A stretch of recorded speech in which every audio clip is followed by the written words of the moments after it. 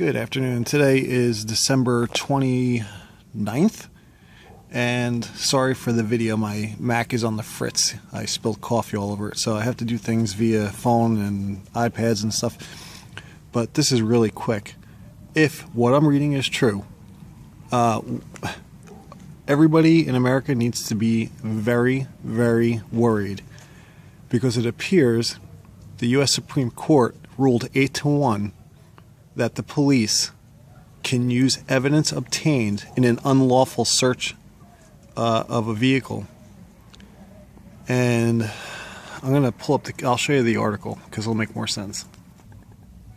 The article was on the Liberty Crier. It was U.S. Supreme Court rules 8-1 that citizens have no protections against Fourth Amendment violations by police officers ignorant of the law. Apparently this case was in North Carolina, where a officer made a motor vehicle stop based on the fact that he thought all three brake lights had to be functioning, and one of the brake lights was out, therefore he made a motor vehicle stop. Okay, so the third, not having a brake light working in the officer's mind gave him probable cause to make a stop.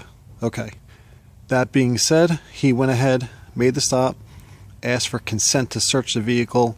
The driver of the vehicle gave consent, and the officer found cocaine and seized it and arrested the driver, etc. This went to the Supreme Court because under North Carolina law, 3 brake lights don't have to be functioning, only one. So therefore, the officer really didn't have the probable cause initially to make that stop. Anything searched and seized subsequent to an unlawful stop should be actually kicked out. You'll have to forgive my dogs in the background. So basically, the Supreme Court was saying that law enforcement officers are permitted to violate the Fourth Amendment right to protection from unlawful searches and seizures if the police officer made a reasonable mistake about the law. This is a big, big problem. Why? Well, who's going to define what a reasonable mistake is? The Fourth Amendment was put into place for this very reason. There is no reasonable mistakes. It either is law and it's followed, or it's not. So this sort of gives a lot of leeway to police to circumvent, if you will, the Fourth Amendment. If they come to your house because they think you may be violating a law, which you may not, and subsequently during a raid on your house they find something, I don't know, something stupid. Let's just say you have a joint or something on your countertop for whatever reason.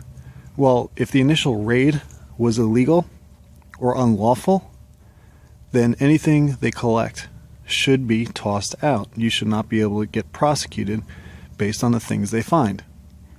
This Supreme Court decision now allows for a reasonable mistake to be made by the police, and the evidence and anything they find subsequent to that reasonable error is admissible.